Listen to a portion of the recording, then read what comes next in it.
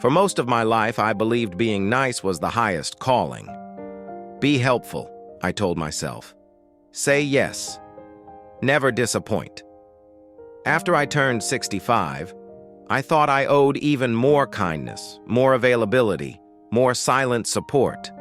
But one ordinary morning, I woke up so exhausted that my bones ached, not from age, but from carrying everyone else's burdens. I realized I was invisible, always there when asked, yet never seen beyond my willingness to help. My time, my energy, my heart had become everyone's default resource. And then, at 66, something inside me snapped. I was gently but firmly reminded that kindness without boundaries is not generosity. It is self-abandonment. This video is for anyone who has ever given until they had nothing left. It is my story of how being too nice nearly broke me and the deliberate choices I made to change. If you have felt taken for granted, if you have felt your own needs vanish under the weight of yes, please stay with me, because learning to say no gracefully, to honor yourself, changed my life, and it just might change yours too. The never-ending favor loop.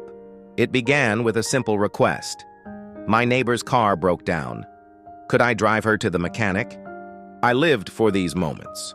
I prided myself on reliability. But that one favor became two when her mechanic fell sick and she asked me to deliver her car to another shop. And then a third to pick up groceries while she recovered. Each yes felt noble until I realized I had erased my own weekend plans. I remember the exact moment it hit me. I was sitting on my porch swing at sunset, sipping lukewarm tea, staring at an untouched canvas I had promised myself I would paint. My friend Mary called again, another favor. I felt my chest tighten. I looked at my paintbrush, still new and clean, and I thought, when did I stop painting for joy and start painting for others? Mid-story reflection. Have you ever chased someone's needs so hard that you lost sight of your own? I hung up the phone and wrote in my journal, I am not a vending machine for favors. I have my own needs worth meeting. That notebook entry was my rallying cry. Learning to pause for decades, I answered every call, literal and figurative, without hesitation. But now I began to build a new habit, pausing. When asked, can you help? I started saying, let me think about it. Those 3 words felt revolutionary. They gave me space. Space to breathe, to consult my calendar, and to sense what my body and soul actually needed. The first few times I paused, I felt guilt swirl like a storm cloud. I worried I looked selfish. But in that silence, I discovered an unexpected calm. It reminded me that I am more than my availability. It reminded me that self-care is not a luxury, it is the foundation of sustainable kindness. The coffee shop boundary test. One morning, I sat in my favorite coffee shop, enjoying the rich aroma of fresh espresso. A distant cousin approached and asked for a loan, promising to pay me back soon. In my old pattern, I would have said yes almost reflexively, but I caught myself. I gently set down my cup, took a slow sip, and said, I am sorry. I cannot lend money right now. His face fell. I felt a pang of guilt, but I also felt a surge of relief. When I finished my coffee, I walked home lighter. I did not feel guilty for protecting my nest egg. Instead, I felt proud for honoring my own security. Suggestion applied. Insert light humor. When I told him no, I half expected him to ask if I needed emotional support instead. The silent retreat. Within. At 67, I wanted to test myself. I signed up for a silent retreat for a weekend. No talking, no phones, just quiet, and myself.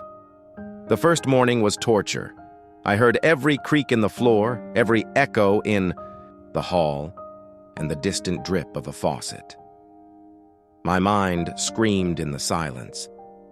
But on day 2, I noticed something. Without the noise of answering others, I could hear my own heartbeat. I could listen to the steady rhythm of my breath. In that empty space, I found clarity. I realized being too nice had muffled my inner voice, and in the silence, that voice grew stronger, wiser, more authentic. Rebuilding with creative joy. I came home from the retreat, determined to fill my life with intentional pleasure. I dug out my old sewing machine and started crafting quilts. I had not sewn since the 1980s, but each stitch reminded me of creating for myself, not for anyone else's comfort plate or dinner party. One afternoon, wrapped in my half-finished quilt, I laughed out loud at a mistake, a patch sewn sideways. In my 60s, I would have unpicked 10 rows to fix it. Now, I cut off the excess fabric, let it be a design feature, and moved on. That quilt became a metaphor. Perfection is overrated. Imperfections are beautiful reminders of growth. The friendship reset. I had a friend, let's call her Joan, who called only when she needed emotional support. For years, I answered her midnight texts and offered advice on her endless drama. One day, Joan called again at 2 a.m., and I felt my phone buzz like an alarm bell. I silenced it, took a deep breath, and texted back in the morning, "I am here for you when the sun is up." She was shocked. I was scared. But when I woke, I found a message. "Thank you for your honesty. I will call at a reasonable hour." Over time, our friendship became healthier. She learned to respect my boundaries, and I learned that true friendship thrives on mutual care, not constant rescue missions. The art of saying yes to myself.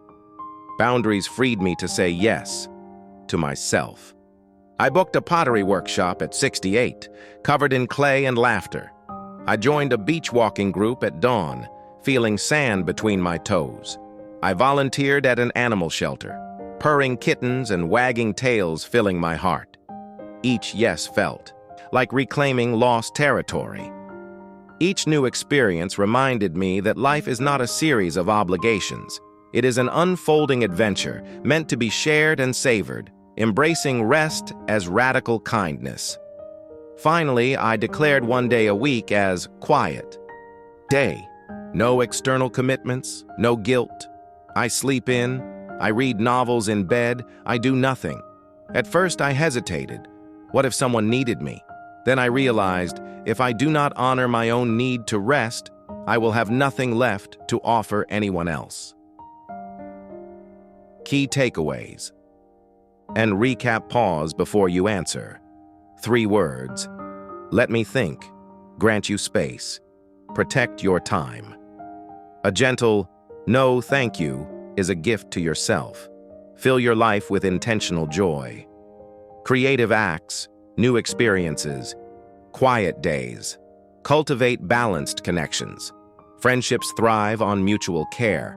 Honor rest. It is not selfish. It is self-preservation. Now I ask, what is one moment you could pause before saying yes? What small boundary could you set to honor yourself? Have you ever stayed silent when you wished you had spoken up? Share your experience below. Your story could empower someone else to find their voice. If this video resonated, please like it. Share it with someone who needs to hear this, and subscribe for more stories about reclaiming strength, setting boundaries, and living fully, no matter your age. And remember, boundaries are not barriers. They are bridges to better relationships, including the one you have with yourself. Thank you for watching. You deserve kindness from others and from yourself.